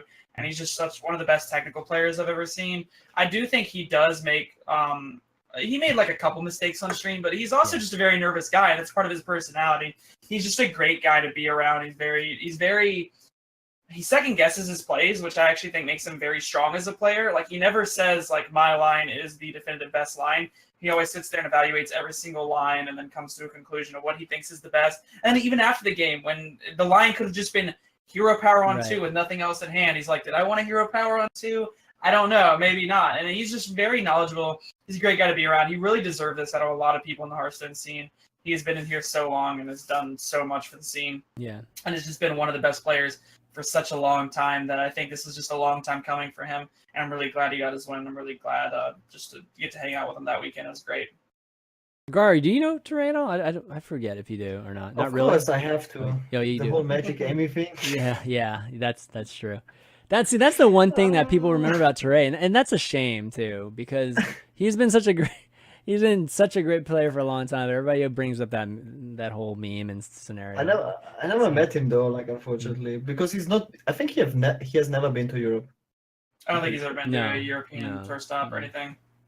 Yeah. Which is kind of sad, I guess, because he's another great player. I would like to. But he's always part-timed it, right? Like, Tarei's always been splitting time, never full-time, right? Yeah. So it's kind of crazy. Yeah. So he's been this good just playing like half-time, and he said in his interview, I remember this too. Like, one of the reasons why, like, I think Tarei, like, a lot of people didn't hear about Tarei or see it, even though a lot of players do know Tarei, is just that he generally played by himself. I think for a long time, he practiced he literally came up with everything himself. And it wasn't until recently, I think he's really seen the value and the maybe even camaraderie aspect of just having more of the the playing community practicing with him and bouncing ideas off of him. So yeah, it's kind of cool. It's definitely kind of cool seeing somebody that was known for as being a loner to like really being part of the community now. And yeah, he's just really happy. So overall, I think a lot of people are just like you, Dr. J. They're like, yeah, it's great that he finally got one, and he's pretty much gonna. I think he's setting himself pretty well to be at the end. Like at least in contention again at the end, like he always seems to be. He's never really made it too far in the end, but he's always like top 16 or top 32 or something. I'm talking about like the very end, guys. So, pretty cool. How was the event overall, though, Dr. J? Like. Esports Arena. I mean, it's part of it. Every time I would look at one side of the camera, it was like, are they in a mall? And then it's like, no, they're actually in the Esports Arena, because I could see like people like walking, back there. But yeah, how was it? Because I usually do a pretty good job with events. Yeah, I liked the venue. I thought it ran fairly smooth overall. There was a couple hiccups at the very beginning, but I feel like that's unfortunately for our HCT tour stop. I feel like at the very beginning there's a couple hiccups from what I've noticed. But other than that, it honestly wasn't that bad. It was like pretty good overall, smoothly ran from what I would say, not too many issues, at least on like when I was playing or on my behalf. My favorite thing about it was actually the production value for the stage. where they were doing commentary work. I thought that looked so nice and so good. Oh, you mean with the TVs in the background? Yeah, with like all that and the stage, and then the casting commentary work. I thought that was really great. I thought overall it was a decent event. It wasn't. I wouldn't say it was one of the best events, but I would definitely say it was good. Like, it's getting there. I think over time, if these events keep happening, especially if HCT gets or Esports Arena gets to run them, they will definitely be at the works of like DreamHack level. But yeah, I thought it was good overall, and it was solid, and I enjoyed myself. Yeah, I think overall it's solid. The viewership was really low for it, I have to say. I don't know why it was. Like, if it was, I think it was because it was on the esports channel, right? If it's on the Play Hearthstone channel, it instantly gets boosted up just on the fact that it's on the Play Hearthstone channel. Yeah. So I think for being on the Esports Arena channel is pretty decent. But then again, I wasn't paying attention to viewership because, of course, I was playing, I was hanging out, I was talking to people. I wasn't really focused on watching the stream. Yeah. So Impact got to the end too. It was kind of cool seeing those two guys going against each other at the very end. Two guys been in the NA scene for a long time. Especially because it's in my practice group. Yeah. Someone doing well in my Impact's actually in Gaara, practice with Gaara regularly. So what's up with that? Yeah, what's up with that? Yeah, but no, you mentioned before Tarei actually brought Quest Rogue, which was one of the few that people brought, and I mean, he plays it super well too. But I think that I didn't actually realize that Killen was. Did Killen bring it, or did he just think about bringing it? He brought it. Oh, he actually brought it. It was it was him and Tarei that brought it, and they both.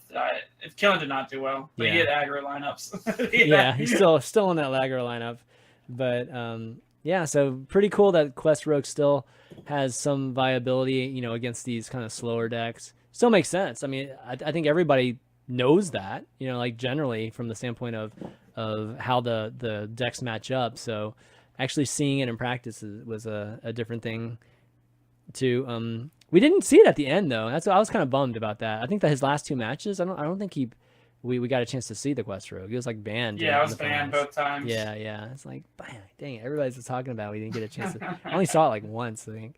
So so another good stop. What's the next stop? Is what, like Seed Story, right? The Seed Story is HCT, right? Or is it not? I forget. I mean, Seed Story is literally next week. I know, but is it there's points there though, right? No. Oh, okay. Seed Story Cup's just for fun. I know. I thought for some reason that there might be points available.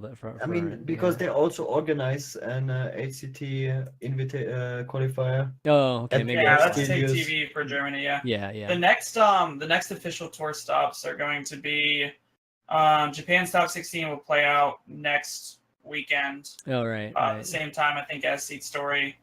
And then after that, it's Taichung in Taiwan, which will be the weekend after that. Nothing is this weekend. Crazy. Nothing is this weekend. Yes. What? You're slacking, Blizzard. What's up? I never finally.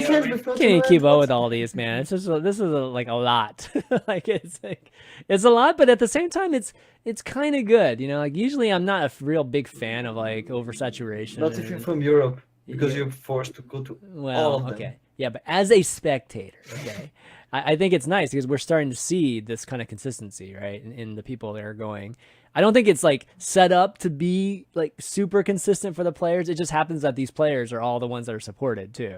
That can actually be able to go to all these. They're on teams and whatnot. But we are starting to see these kind of storylines, right? Like we're seeing these players getting more and more notoriety just because they're there every single week. So it's a good thing. It's definitely a good thing for the scene.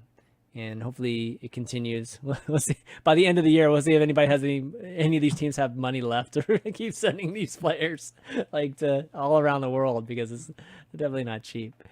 Okay, why don't we do some Q&A here? We only got one here from Ahmeden for today. The question is, what is the deck you refuse to learn or play for whatever reason? I have immediately one. Okay, which one? Rogue. I just can't get behind. What? Rogue. I never. Serious? I like favorite decks. Oh my god, really? Oh man. Like, really? That's such a okay. Why? Like, Why? I can't see, like when I do like a matchup sheet. I don't see what it beats. It only beats Miracle. It's everything. Yeah, I see people do well with it, and I see Beats people go to the everything. finals of tournaments, but I never You lose need to to it. play it more. It's really good. had- I played my share of it too because I had this one stretch. It was like last week where I kept getting rogue quests. Like it just kept coming back with rogue quests, and for some reason I didn't want to recycle them. So I had like 7 straight rogue quests or some crazy run like that. So I ended up playing odd rogue like the entire time. But that's kind of weird that you don't like that. It's like No, it's like I just can't get into that deck for some reason. I don't know. okay. How about you, Dr. J? Any deck that you just like will just not? I mean, you might play, but you just won't put the. Whatever Gaara's amazing. favorite deck is, because he heard me. Oh, Big Spell Mage. There you go. Yo, actually, legitimately, Big Spell Mage. I hate that deck. I think it's awful, and I refuse to play it now. I played it like the beginning, and I was like, this deck is just garbage. And now I never play it. I cannot stand Big Spell Mage. I think that deck is just absolutely awful. Yeah. We were testing last night as Even Warlock if you could just literally never tap and take it to fatigue and beat it, and I'm pretty sure you can. Like you could just literally never hit the hero power button as Even Warlock, take it to fatigue, and just beat Big Spell Mage. I think that's how bad the deck is. Really? That is a pretty good DK. What? Because that that's what Muzzy's like. I don't know, but Muzzy was talking about it, and Muzzy said that if you can take Big Spell Mage to fatigue and you can beat it in fatigue because they have to generate water elementals, and you just hero power the water elementals over 2 turns, and you have answers for their threats. Like for instance, he runs double Argent Commander and Tainted Zealot. So Tainted Zealot's an answer for Alana. The Argent Commanders just answer like water elementals, and they can't make pings out of it. And then also you have Black Knight for Lich King. So the only card you have to worry about is Sindragosa. And then if you have like Spellstones or Hellfires and stuff, you can just answer that as well. And as long as you have Gul'dan early enough, or I don't even know if you need it early enough, but you just keep hero powering over and over, you should be able to beat him in fatigue. This is where Gaara's deck building super tease comes into place. We don't play garbage like Alana. We play Marine the Fox and just get the freaking monkey, and we have to turn all our unplayable garbage cards into cool legendaries to just high roll our opponent and win. That's called metagaming more than that's actually true playing there. I just don't like how Big Mage relies on one card so much. Like a lot of times, if you don't have Frostlet's Jaina, you just I call it Decay Stone. Yeah, Like the game DK changes stuff. as soon as both players play a DK. It might as well just be called Jaina the deck. Like the game, like all the other cards don't matter anymore. It all revolves around the DKs as soon as they're. I mean, it is the ultimate. I mean, I think it's almost the quintessential control. I mean, outside of Shutterwalk, obviously, right? But it's like it's one of the most quintessential control decks right now. It literally runs all the removal, right? And like every single board, like or at least mass minion type of removal. And Hunter versus Mage is like the best example. Like as soon as they play Rexa and you play Jaina, like everything else feels like it doesn't matter. It just comes down to those 2 cards. Yeah, but Rexar, I mean, the Rexar depends a lot more, I think, on just getting at least. I mean, I think Rexar needs some life ability, right? Like, well, with Rexar, you can just get a Tundra Rhino with stealth, and then you just keep playing stealth minions until they can't do anything, and then you or like immune, like make big bear sharks. That's very hard to get rid of. Yeah. I know, but those are all RNG based, dude. Yeah, no, when I really? need full rush and lifesteal, I don't get rush and lifesteal. Let's be real. I mean, that's kind of true, but you have to understand that the game, like neither deck is really doing anything. So neither deck is really doing anything. So you have the time to generate those beasts. Eventually, you will hit one. Whereas the mage is just looking at his hand of all removal and it goes hero power pass, and you're just trying to make the beast stick on the board. Yeah. I had a game where my opponent got 3 rush poisonous blood beds in a row. And he basically killed all my water elementals and all my resources. That's sick. And then I couldn't generate water elementals anymore. And suddenly, like, it really literally went to fatigue last card. Yeah. Like, they just clear your board. I mean, I think it's interesting. I mean, it's cool that Muzzy, can come up with a strategy like that and figure that out against that kind of deck. That's kind of problem solving thing that's actually really cool. I don't know how efficient it is because I lost both games I tried to do it.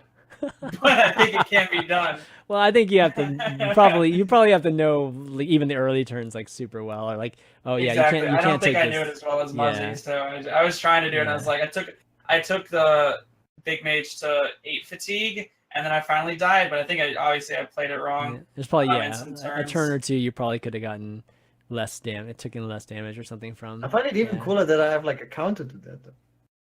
Do you have a counter to that? Yeah, that's literally the reason why I don't play Alana, why I play Marin the Fox.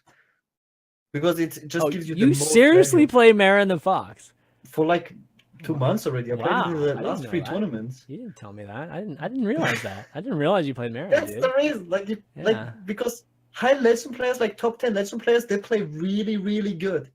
I think every like a lot of people give Evenlock a lot of like crap that it's like a bad deck, like people don't bring it to tournaments and whatnot. But if you face like top 10 legend Evenlock players, you realize that there's The deck is a lot of insane. skill. Oh, it's Yeah, very but very skill good. matters Yeah, a of lot. course. You can play the deck in so many different ways. Like Jay said, like you can just fatigue. Like you don't expect to be fatigued, out of nowhere. You don't usually play the deck that way. And then you just have to like. Well, you can play even Evenlock Evenlock can kind of feel control-y in a lot of instances, and it can be very more aggressive. So yeah, you can actually see that a lot in the pro play, like where people know the matchups and they know how they have to play it. So that's cool that you play Marin, man. I didn't actually know you actually play Marin. That's funny. That's funny. I never get any good from Marin, man. There's not swear. good late game like, cards in the game right now besides Syndragosa late game. Yeah, I'm just yeah. gonna say that much. I mean they're great though. I mean we're talking about.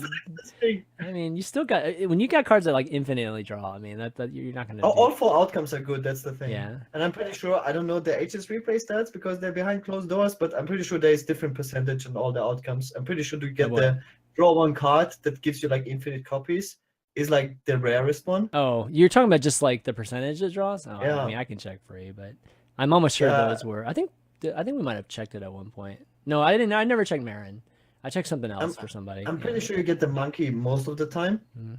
But yeah, all the outcomes. You play all the outcomes in a different way, Yeah. but you can abuse them like that. They just give you basically infinite value to win the game. Like if you fill your hands with any card, if it's not a card, it's just game winning. Like you get infinite Janas, infinite Polymorphs, not infinite, but 6 or 7 copies. That's like game winning. Okay. But yeah, if you summon 2 legendaries, Marin the Fox. Yeah. So for me, I haven't answered this question. So for me, it's been Shutterwalk. I'll just be honest. Like what? I just don't play Shutterwalk. Like, I mean, I see it enough because I play against it so much that I just like, I have like zero interest in like playing it very much. So, yeah, that's definitely mine. I was having a hard time thinking about one outside of that one. Like there usually, in the past there was, but what usually ends up happening to me is I usually come around at the very end when nobody like likes to play it anymore, and then that's the time I'll start playing it. And so that happened to me with like, just whatchamacallit, Shadow Reaper Priest and just all the super popular powerful decks. I usually end up playing it like super super late because I'm just hipster that way, Yeah, Chanman's a hipster Hearthstone player. Yeah, right. Oh man. Okay, well, I think that's all we got for Q&A. But again, just want to remind you guys that next week we'll try to do one earlier because I think me and Gaara are going to be gone like basically the Wednesday and the latter part of the week. So we'll try to get one in by then. Pretty much short turnaround. Hopefully we'll have some cards to talk about by then. But I imagine there'll at least be a few, and if not, we'll figure out what to do. We'll fill the time somehow. But Dr. J, thanks for coming by. It's always fun, especially getting a chance to talk cards with you because it feels like we've gotten a chance to talk a lot of cards like the last couple of expansions with you. So it's been a good time. Top four easy, right? Yeah, easy. Top 4 points. Easy. Top 4 points. Easy. You're an NA. You're fine, dude. 4 points is amazing. I don't know. I'm struggling out here. I need a top 50 or top 25, so we're struggling. Oh yeah. Okay. Any come here to Europe, then you know. No, I'm fine in the North America. Thank you very much. I am perfectly fine. I introduced you to struggle. Struggle. But you want to do some shout outs before we take off? I mean, shout outs to Tarei for winning his tournament. Yep. That's just great on him. Other than that, I don't really have anything. I appreciate Chanman for obviously having me on. It's always great to be on the show. I always love it. It's always great to talk about cards and then just talk about what's going on in Hearthstone because obviously I love the scene so much. So thank you, Chanman. I really appreciate it. Other than that, that's about it. All right. Yeah, always a pleasure having you on, man. Gaara, how about you? As always, I'm really enjoying doing the show. I like talking about Hearthstone. I feel like more than playing the game. Oftentimes, I don't know why. I just like talking about it. Good to be back once again. Like I was gone for like 3 weeks. Now I feel like I'm Dude, you were like back in here the last routine. week. What are you talking about? Yeah, no, but now I'm like the routine of doing it weekly. Yeah, yeah. But maybe we will be gone next. No, we're doing it next week. So it's like we just won't be doing it at the same time. Yeah, we're doing it on Tuesday, dude. I'm gonna be going Wednesday too, so we have to do it early. All right, we will do it. We will Yeah. do it. It's gonna be a lot of fun. I'm pretty sure. Yeah. That's not the schedule. I'm pretty sure there will be like a bunch of cards. Yeah. If not, maybe we just do a giant Q&A. So, I mean, we always have Q&A for any questions you guys got, so we'll do something. I'm sure. That'll be cool. Yeah. I'll round things up. Just again, of course, thanking the two of you guys for doing the show today. All the folks for joining us on this Thursday, and hopefully you got the message that it wasn't going to be yesterday.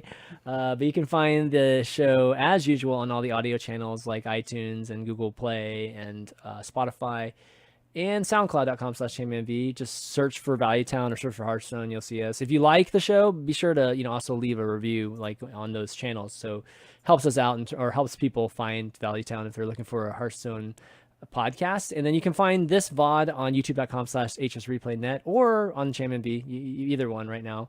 So whichever one you'd like prefer, go to the HS Replay one, just like start subscribing there because eventually we are going to just kind of move it completely over. But for now, we're still doing that. And then, just go to hsreplay.net for all your greatest stats and keep a lookout for any news on our card reveal. I'll be letting you guys know some more details in the coming future, but it's gonna be fun, and it's awesome of Blizzard to give us that opportunity.